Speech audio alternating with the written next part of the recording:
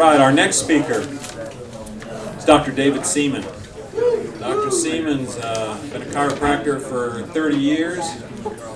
Many of you in this room know Dr. Seaman, know of Dr. Seaman. He's interesting is probably he's an amygdala-driven dirtbag. Dr. Bark has known him for 35 years, so he should do this introduction, actually. So we're really proud to have David here. Not only is he well known in the chiropractic space, he's been around for years, and he is all about inflammation. He's certainly spent a lot of his time dealing with it from a dietary and an exercise standpoint. But we were very excited a couple of years ago to run across his path, and he looked at our system and he looked at our machine and he looked at some of Jerry's stuff and he goes, okay, I get it. I'm in on this. Let me help you. And he's been a phenomenal help. So without any further ado, let me introduce Dr. David Seaman. I thought you just did. Oh, okay, good. All right, good. Okay. So well, I guess I can hold this thing. Well, I don't need to go over these affiliations. They're just kind of up there because that's typically what one does. But so whether one's DC, massage therapist, there's some other professions I think here. How do you feel about your clinical neuroanatomy? Is it pretty good? Up to speed? Right. Little weak, right? Terrible. Terrible. So when it comes to like feeling good, going over neuro makes you feel terrible because, you know, when a practitioner deals with some of their knowledge issues, it makes them feel a little insecure. And it shouldn't be an issue ultimately, but it tends to be with neuro, and that's the same thing for MDs too, because MDs suck at neuro just as much as DCs do, unless they go on and become neurologists. Everybody sucks at neuro. Now the problem is that the Magnesphere engages the nervous system. So it's good to have some decent neuro behind us. So we'll get into that in a couple seconds. So as Alan mentioned, my thing is inflammation. I don't know if I was the first to come up with this, but I certainly have embraced it and now I own it. The idea of deflaming, and it turns out that when you lay in the Magnesphere, there is a deflaming event, and the reason why is because, or at least the correlation is simply this: if you have reduced heart rate variability, that correlates with ongoing inflammation. Now, you might want to say, well, is it CRP that it correlates with? It's really hard to say for sure because inflammation, there's hundreds and hundreds of chemical mediators of inflammation. And it's very difficult to say, well, it's going to absolutely correlate to CRP, or it's going to correlate to hyperglycemia or high triglycerides or whatever. When I first got glasses, I put them on when I was in school, and like, wow, I can see people really clearly now. I get really nervous because I start seeing eyeballs staring at me, so I kind of got to warm up to put glasses on. So when it comes to the idea of deflaming, not only does getting rid of these inflammatory foods influence the inflammatory state, the way to look at this is that no matter what condition one might suffer from, so often it is low-grade inflammation that drives it. And so my focus has been nutrition, but I'm always looking for ways to figure out how to reduce the flame. And so this is one of the bedrooms in this little guest house that I have next to my house, and it's my Magnesphere room. It's my halo room. So I spend as much time in here as I can, and it is sort of amazing how you feel different when you're in it. It's shocking, like this. You know, first I'm like, this is just some guy who developed a flux capacitor, and I don't know if it's really real or not, you know. I'm kind of like not believing it because you can't see it, and it's a bunch of magnets, and they're supposed to be everywhere anyway, and how could it beat the cell phone signal or this signal or that signal?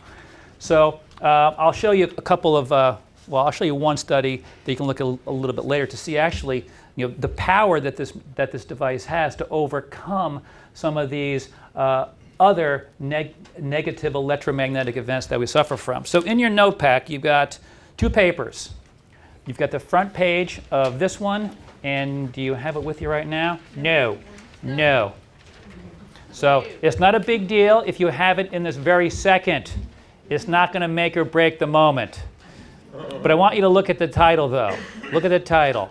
So if you think about how bad we suck at neuro, And a lot of people can just throw out names of different nuclei, but where do they go? How do they connect? For the most part, when you graduate med school, dental school, chiro school, PT school, massage school, your connection ability with the nervous system is kind of bad. It's kind of bad.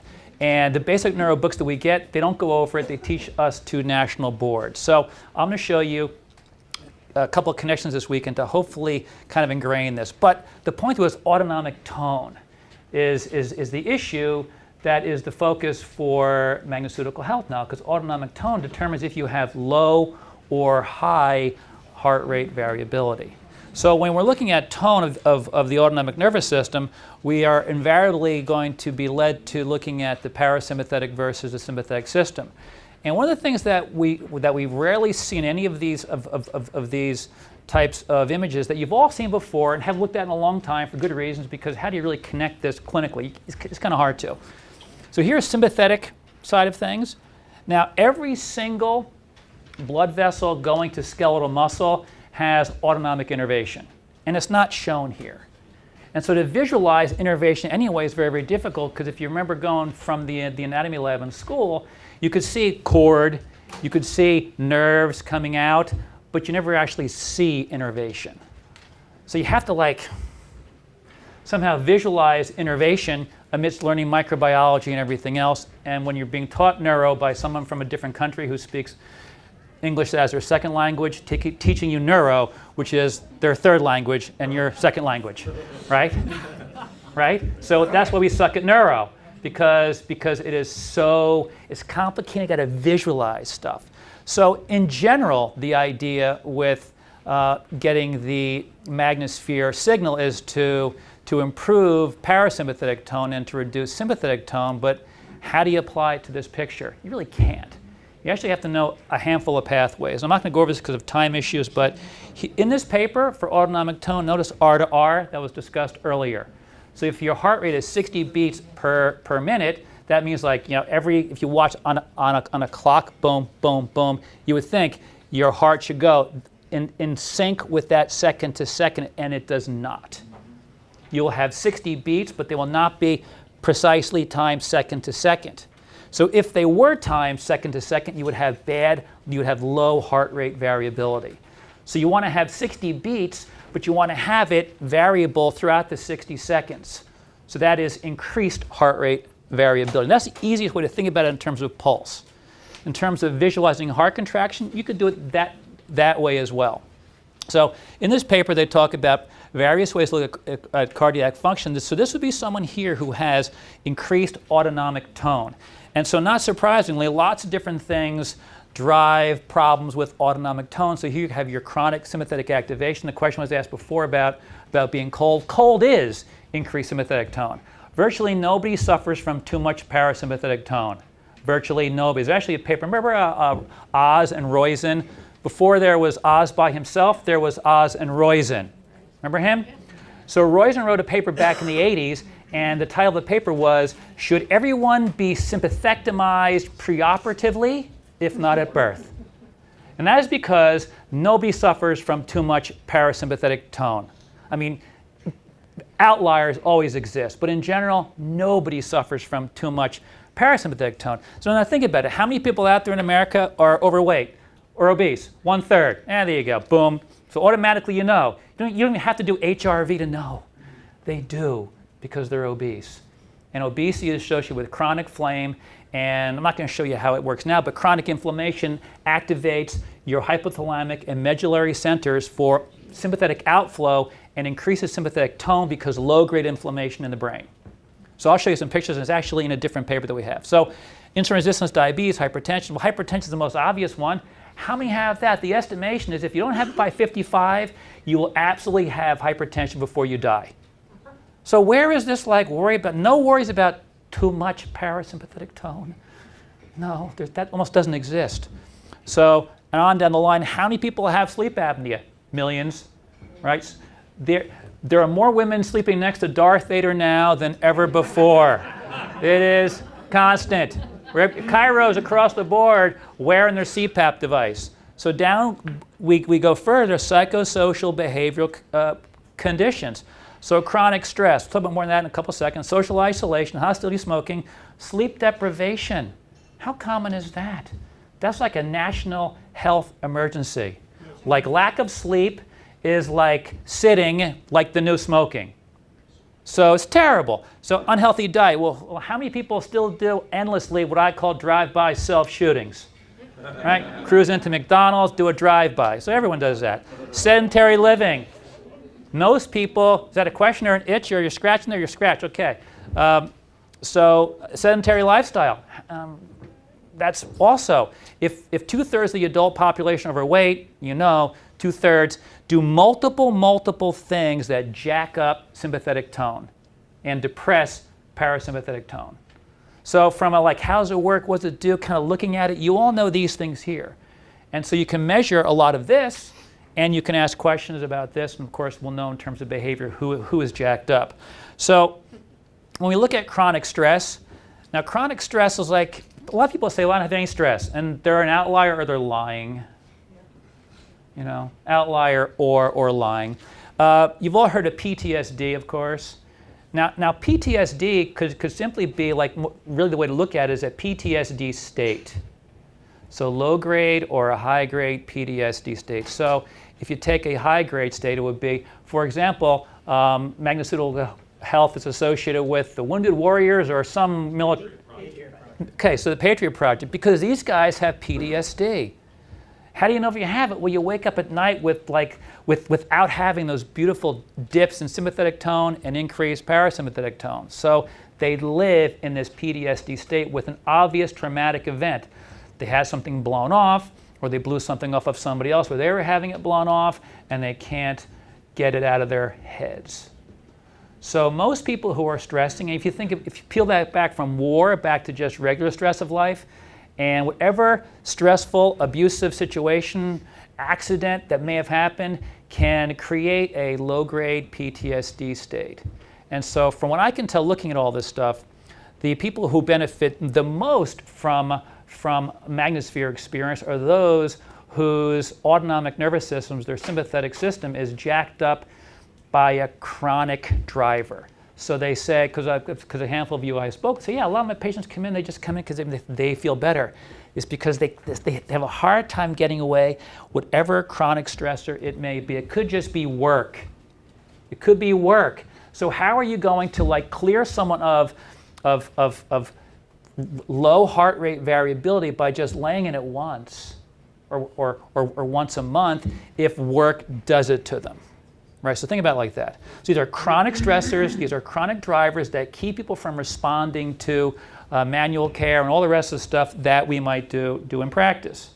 So when they talk about like what to do for someone who has chronic sympathetic activation, here's what they talk about. Exercise, social support. So all these things that we have here, the lifestyle modifications, I can tell you what, there's no way you're going to give to a wounded warrior, just use that term, or a patriot, here, take some fish oil. I'm sure it'll take care of everything. That little problem over there in the Middle East, it'll go away with this pharmaceutical-grade fish oil. Probably not very likely.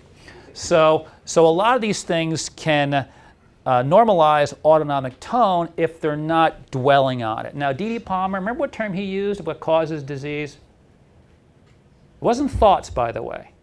D.D. Palmer said that tone, no, he said that traumatism, poisons actually, not toxins, it's actually poisons, and autosuggestion. And so we're talking about, he said, unrelieved thought, dwelling on something. So you think those guys coming back from wars have something to dwell on, right? Now you have your own little personal wars in your own life, same thing. And so that leads to chronic, unrelieved, autonomic tone favoring sympathetic outflow. So a little bit of neuroanatomy for us.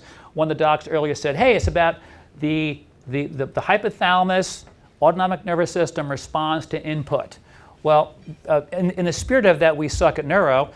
Here are the 5 neurons, and there's only 5 different neurons that the human body has in terms of innervation. You've got 4 sensory and 5 motor.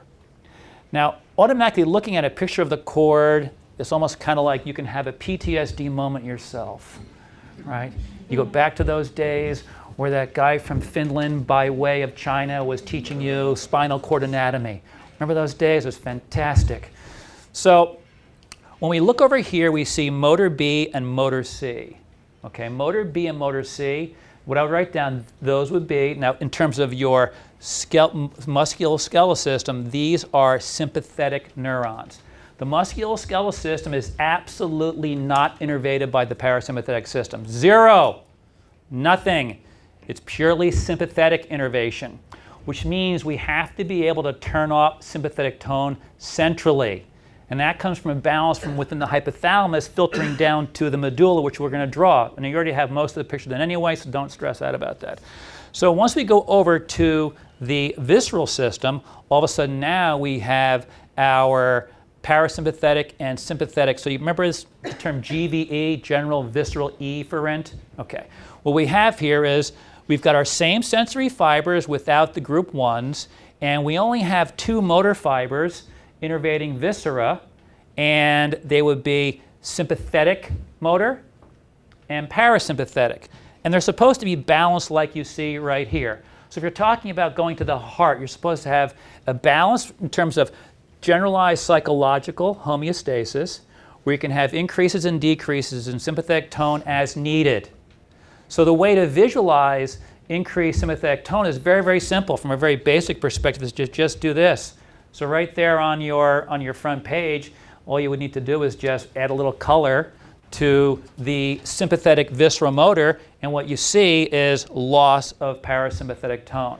And that is what people suffer from.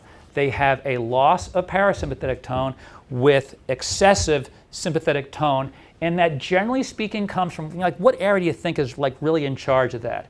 We heard the amygdala before, but that is a little bit more kind of like circuitous to get to the big daddy of them all. What would that big daddy be? Anyone remember? Hypothalamus. The hypothalamus. So all roads feed to all sensory input, whether it be what you're thinking and feeling or seeing, all roads get to the hypothalamus. And I'll show you some pictures of the hypothalamus that you'll remember from school. And I remember like, this is really cool. How does it work? How do we affect it? No idea. Just adjust the spine. Everything will work. Okay. So I'll show you how it works in a couple of seconds. Remember those days? You're laughing. Remember that? Yes. Beautiful. So this is a paper that if you want to get this, you can take a picky of it with your personal mobile device. Just take that out and give a clickaroo. And it's kind of cool because look at the title. Can vagus nerve stimulation halt or reduce RA and lupus? Now the reason why this is really important is because what we saw before with sympathetic tone, when we were looking at, I'm going to go back one slide real quick. This guy here, your motor C fibers, those are your sympathetic terminals that end everywhere. Every tissue has sympathetic, every innervated tissue. There's a handful of tissues that are not innervated. The nucleus pulposus, no innervation. Inner layers of annulus, no innervation. And articular cartilage, no innervation. Everything else is innervated. Everything except for the nervous system itself. The brain and cord and axons are not innervated. Everything else is innervated. Everything is innervated by these sympathetic terminals that release. Remember, norepinephrine was the one that we learned. Okay? Too much norepinephrine anywhere, the flame goes on. And the term that they used, it was actually coined a long time ago, is called neurogenic inflammation. Nervous system driving inflammation. And that's too much sympathetic activity driving inflammation. That could be anything. It could be musculoskeletal aches and pains, osteoarthritis. It makes no difference. What is you could bust up your shoulder, have a psychological event with it, and have increased sympathetic tone that maintains shoulder pain. Too much of norepinephrine and the other chemicals being dumped by the sympathetic terminal. So this gets a little bit more nauseating.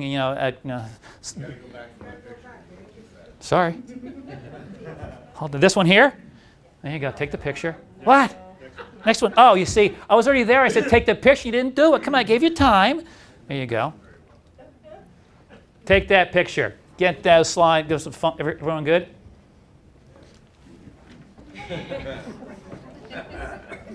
Okay? So if you want to get this article, all you have to do is just pretty much put can vagus nerve stimulation halt, and you just put that into the Google search field. and it will populate quickly and you'll get the paper. Now here's the thing about reading this paper if you do. Remember, you suck at neuro and biochemistry, by the way. You also are terrible at that, right? So when you read these articles and you come across something that makes you feel dumb, just forget about it, because a lot of this basic science stuff is just for like geeks in practice. Otherwise, you just skip it. If you read 2/3 of this article, is that not better than no thirds at all? Yeah, you just skip it. Because if you dwell on what you suck at, then you're going to have really reduced heart rate variability.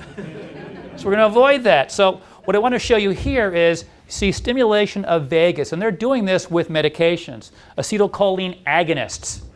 So you're going to magnetize them, as I kind of refer to it. So what's the outcome of magnetizing somebody by turning on the vagus is that you have all these anti-inflammatory events taking place. Ultimately, what you see is increased parasympathetic tone. And you have reduced catecholamines, and that translates into reduced sympathetic tone because the parasympathetic nervous system does not dump catecholamines. Catecholamines are epinephrine and norepinephrine, in case you forgot. So too much of that stuff, right? So the cop pulls up behind you. You're totally innocent. You're still shaking a little bit, right? Because who knows what you might have done? You don't even know, and you're innocent. He passes you, and finally you go back to being normal again, right? Okay, so those are catecholamines being dumped throughout your nervous system, and you have the shakes going on. So how many of you remember this picture right here? From Netter's. Neuronat, remember Netter? Okay, so this says rage reaction, but see, that doesn't help you when you're 22 years old studying 10 classes at once to realize that this is really just a generalized fight or flight response that happens all the time based upon ongoing sensorial input. It changes moment to moment. Now the problem is that we all have a resting base of autonomic tone independent of input. We all have whatever, if we're here, let's say this is ideal heart rate variability and we're here, well then our response moment to moment is based upon wherever our base tone is. And for the most part, it's kind of like base inflammation. Your base inflammation, your CRP is wherever it is. If my CRP is 5 and then I go to a drive-by self-shooting, it'll jack up to maybe 7. If my CRP is 0.1 and I go to a drive-by, it might hit 0.9. So we all have a base tonal state of our autonomic nervous system. So if we zoom in here a little bit, I'm going to call it, instead of this, just call it PTSD, and you need to be, again, sort of general with this PTSD. If, for example, I'm not sure if I told you this, I ran into Anderson's kid out in Ohio, okay. And he was sitting in the front row, and I was talking about some version of this was a couple years ago, and he goes, yeah, he goes, I got divorced, had a problem with the kid, got really stressed out, and I started panicking, goes to the emergency room, 180 over 120, because he was dwelling on his divorce and the thought of losing his kid. So he was living, now just take that back a little bit, and living in that's a chronic PTSD state. I mean, how about malpractice issues? Totally innocent, but think about how it'll keep you up at night. So it'll change autonomic tone. Yeah? How about Omaha? Omaha, right. In Omaha, when I was in Cairo school, I'm like, there's too much stuff. My blood pressure was like 140 over 90. Like, ah! If you can't tell, I'm a little excitable, right? So if we zoom in here, and I would just, we'll zoom in a second, but I would refer to it as not something black and white. It is a state. The PDS state could be anybody just based upon a collection of stressful events that one has. And it turns out, you can see right here, this is kind of the way they did it in Netters, to make it simple for us because we suck at neuro. So we have the anterior part. Now remember blue, like cool, red, hot, anterior hypothalamus, parasympathetic. Posterior hypothalamus, sympathetic. So you want to have a balance of the two. So you have your basic tone based upon all those lifestyle factors, and then stressful events hit us. And if you're already flaming with those other lifestyle factors and get hit with something else, you can jack up your resting autonomic tone and now be a non-responder and practice literally anything. And then lay in the machine, and then 6 to 10 visits later, new person. Because you reset, theoretically, you reset the autonomic nervous system tone back to where its baseline was, or perhaps even better. Now, Dr. Jacobson says, well, you're going to talk about the connections in this. No, I'm not. I'm going to mention it just for fun. We're not going to talk about the dorsal longitudinal fasciculus and medial forebrain bundle. It's not going to help anybody. It'll just cause stress. So we're not going to do it. But what I want you to look at here, though, is we're going to take away everything else, like forget like the association of rage or anger or whatever it is, and just think anterior is hypothalamus is parasympathetic. Posterior hypothalamus, sympathetic. And if you look here, you can see projecting from the hypothalamus down to, here is vagal outflow. Here's vagus. Now, you don't have a picture of this, but we're going to draw a picture in a little while. And you can go back to your netters too. But here is vagal outflow. The rest of these guys, visual stuff and taste and things and salvation. This is vagal outflow. And down here is sympathetic outflow. So the idea is to have a balance of anterior and posterior. Now, this is not technically correct. If you're a hypothalamicologist, they would find this to be greatly offensive, because we are making too simple something very complicated. But since we suck at neuro, it's better to have something, and it is in Netter's neuroanatomy is generally accurate. Generally accurate. We want to have a balance whereby our nervous system responds in a homeostatic fashion in terms of heart rate variability to all the different stressors that we experience. And the problem is lifestyle jacks things up. Negative lifestyle will jack up sympathetic tone, sympathetic activity, and reduce parasympathetic activity. And the outcome is not enough parasympathetic discharge. We'll call it right to the heart. That's the easy way to look at it, right to the heart, and too much sympathetic tone. And now we have reduced heart rate variability. So with that in mind, you're going to take out your second page of notes that we have here. And so you have this one here. Now, this is a coronal section. So what we see here, this is cerebral cortex. I drew this originally to show cerebellar pathways, which are not part of here, but I decided I'm not going to cut everything out. We'll just make this work. So what you have right here, these two guys are here. These are the two thalamus. So we're going to show this image in coronal section, even though so we have to visualize the posterior, anterior hypothalamus here. I'll show you exactly what to do. So now, don't draw anything in there until I kind of show you. You shouldn't have done that. Don't do anything. Wait. You must wait. So this is the first thing you're going to do. First thing. You're going to put a little triangle right like that, right there. Now, don't label it, okay, yet. That is your hypothalamus. Okay, don't write it down. I might forget. I'll say it again. Don't worry. You'll be fine. You'll be fine. Notice how your heart rate variability is dipping a little bit once we're entering into this whole thing here. Very stressful. Neuro sucks unless you get into it. Then it's a lot of fun. Okay, so we're not going to even do anything. You can a little bit. You can just put over here. You can maybe make this one here. Don't even do anything to it. This is just me doing a little color coordination. We're not going to do anything yet. You're just going to look. It's not going to go away. Well, you're going to take a picture. You're taping the whole thing. Just take a picture, too, if you want. So you're going to do this. You're going to put a circle on the left side and a triangle on the right side. Now, that is down in the medulla. So what we're showing here is this connection from hypothalamus to the medulla. Why is this so important? Is because the medulla is the primary discharge sector of the nervous system for your autonomic nervous system for both sympathetic and parasympathetic. Okay, one more thing we're going to do here, actually two more.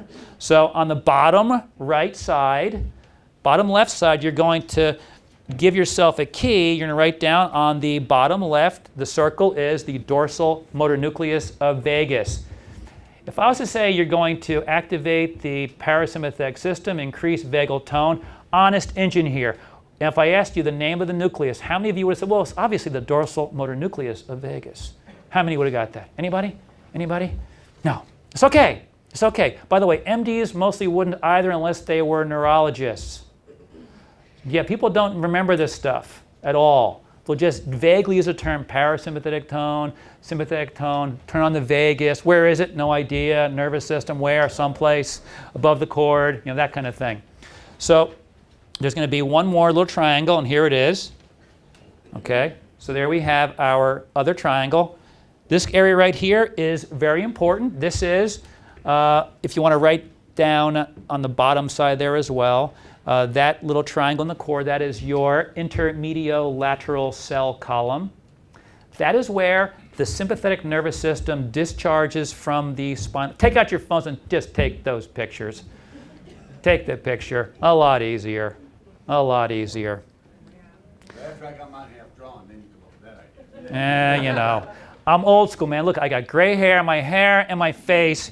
I had dial phone when I was a kid, and no, I lost the best bartending job in Cairo school because no answering machine, right down there on the South Shore of Long Island. Okay, so we're all good with these pictures so far? Intermediolateral cell column. Sorry? Are there cocktails available for this section? That's where we're having them later. Neuro always require. I know. I need it now. I know.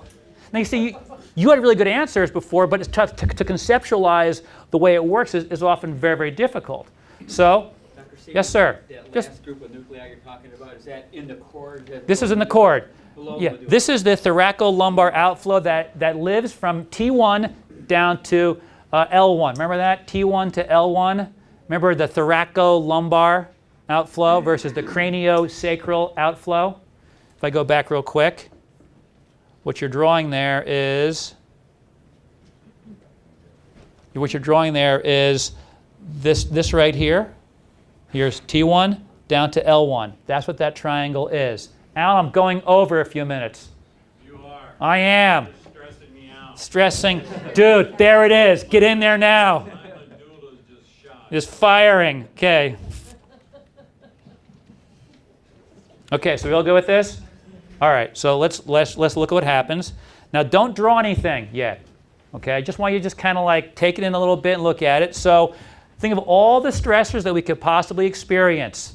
This is simplifying it, but it's not simplifying to the point where it's inaccurate. So if we look on the left side, we see parasympathetic center of the hypothalamus discharges to dorsal motor nucleus of vagus, which goes everywhere. Goes everywhere. It goes everywhere, except for pelvic viscera. Otherwise, everywhere. And then we have the posterior hypothalamus discharging to the rostral ventral lateral medulla. So this area in the medulla and this area in the medulla, they are the ones that are responsible for discharging relaxation or tension back and forth, depending upon the prevailing tone of the hypothalamus, depending upon what we've done with ourselves in terms of lifestyle, lack of exercise, increased body weight, eating badly, all those different stressors. So we have a resting state, and this is showing perfect balance, one who really has good homeostasis. So we go here and we say, okay, the stressed brain, there we go. That is the stressed brain. Now, what you can do is, if you would like, what I would suggest that you do is going to be easier now because we're kind of winding down, is take a picture here. So we'll just do each one of these. Take a picture. We got homeostasis. Okay. Everyone take out their personal mobile devices and do this. There you go. You got that there? Ready to go? First, some people started taking pictures. I'm like, what an ingenious thing. Just sit there and don't listen. Just click pictures the whole time.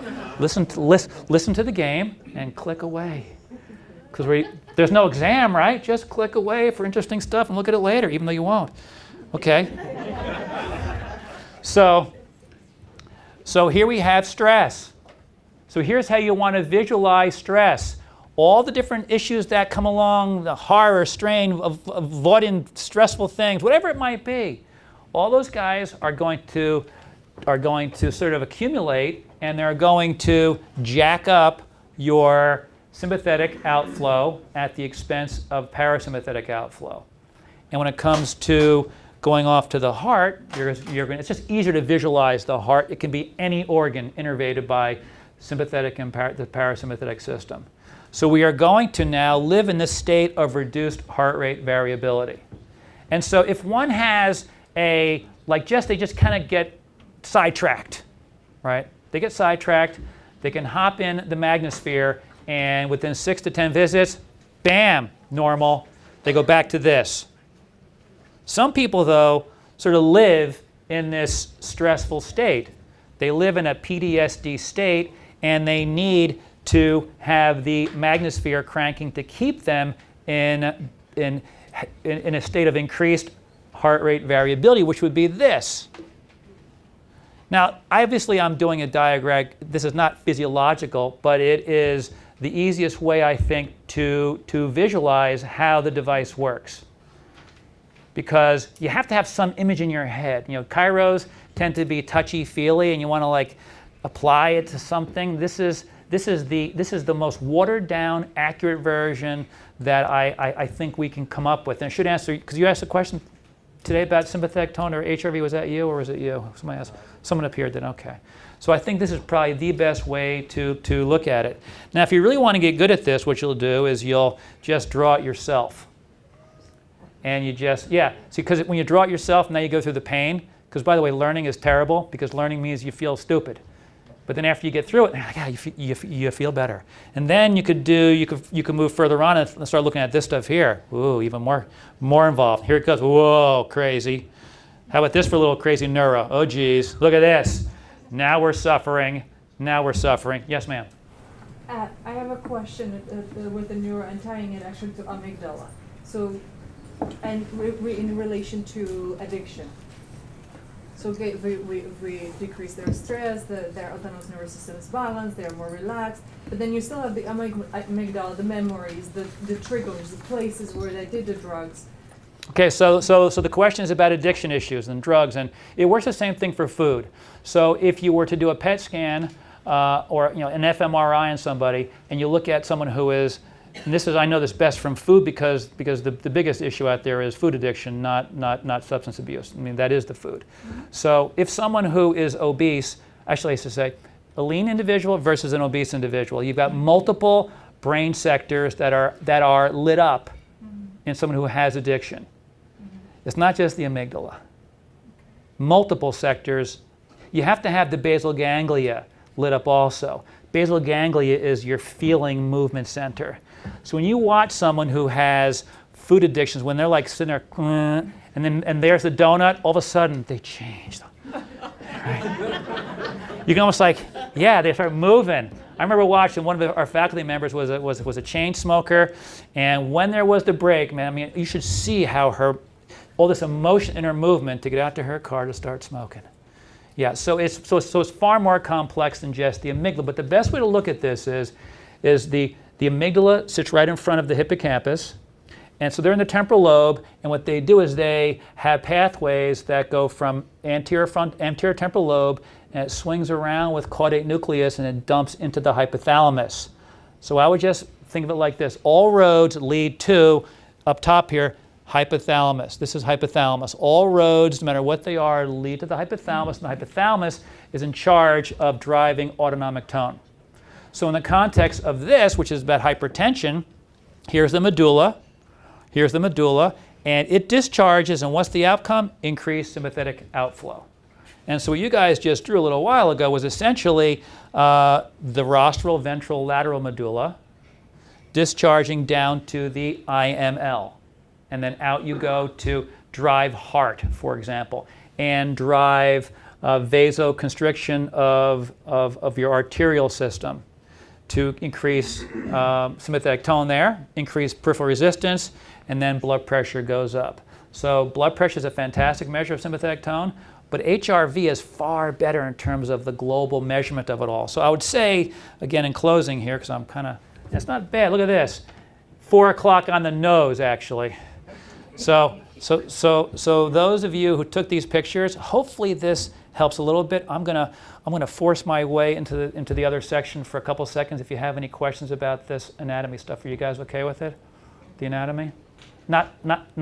Can you visualize it now? You lay in the thing and you just turn on the anterior part of hypothalamus to project the dorsal motor nucleus of vagus, chill out the posterior hypothalamus to reduce the outflow to the rostral, ventral, lateral medulla and other sympathetic sectors. Question or a scratch? Scratching. Any other scratches or questions? All right, a question. And then the release of hormones and things from there will reduce the inflammation. I was trying to get to that step. Oh, for the whole flame thing? Yeah. Okay, so just imagine it like this. Whenever you have sympathetic dominance, you're going to have increased norepinephrine among other mediators. We need them at a basal level, but when norepinephrine is released too much, no matter where it is, it helps to drive the flame. So white cells, for example, and forget about all of them. White cells have receptors for norepinephrine. And they can actually upregulate and downregulate the receptors. Is that amazing? So when you have excess norepinephrine, you have excess inflammatory reactions. That's the easiest way to look at it. Yes, sir? Is that why it causes autoimmune diseases? That's partly why, well, the nervous system can help to drive the pro-inflammatory state that's associated with autoimmune disease. Yes. Why it helps lupus and all that? Yes. Very good. Okay. Yes. You've written a lot about biochemistry. What would you say are the top 3 or 4 nutritional strategies to make magnetic resonance therapy more effective? Stop eating, here they are, here are the 3. Stop eating sugar, stop eating flour, stop eating refined oils. There it is. It's that easy. And replace those calories with vegetation. And vegetation means vegetables, fruit, nuts. Now, by the way, most of us grew up in the era of like whole grains. Whole grains are in our brain because of propaganda. Nobody even likes whole grains. We hate them. How many of you, seriously, how many of you go to the restaurant in the morning and go, man, I just cannot wait to get that plain bowl of oatmeal? What do you put on it? Nothing, just plain oats. Give me the oats. That's what I want. Nobody does that. There are outliers who do. We hate whole grains. How about beans? Just give me that plain bowl of unseasoned beans, right? I want to go to a restaurant where I've got lentils, kidneys, they're just plain beans with nothing else. Nobody does that. I mean, outliers do. So I would focus on vegetables, fruit, nuts, tubers, sweet potatoes. Those are probably the best ones. Best fruits, probably berries, but to get rid of all the sugar, flour, calories and replace with that. And that also help with peripheral inflammation that is targeted at actual neural tissues, and as well as the connective tissue sheath that you'll be talking about, or the dura that you may be talking about. So it's really getting rid of the sugar, flour, and refined oils. Yes? Can you have a sympathetic tone that's so high all the time that it kind of lets down and just finally you can't do it anymore, kind of like we hear about with the adrenal glands? The adrenal gland thing is a bit of a nutritional kind of like company to sell adrenal glandular stuff. But yes, eventually what will happen is you'll actually have full-on adrenal fatigue, or you have a heart attack or a stroke. And if you have full-on adrenal fatigue and you still bring down or you bring up the parasympathetic part of things, will that still balance everything? Anything, if my full-on adrenal fatigue is due to I haven't slept in 6 years, great machine, you're going to die. You will not fix zero sleep with the most perfect signal. So you have to have at least your lifestyle activities at a certain point where you can at least achieve homeostasis to some degree, and then get pushed into parasympathetic activity thereafter with Magnecon. Yeah. That it? David, thank you. Done. Thank you.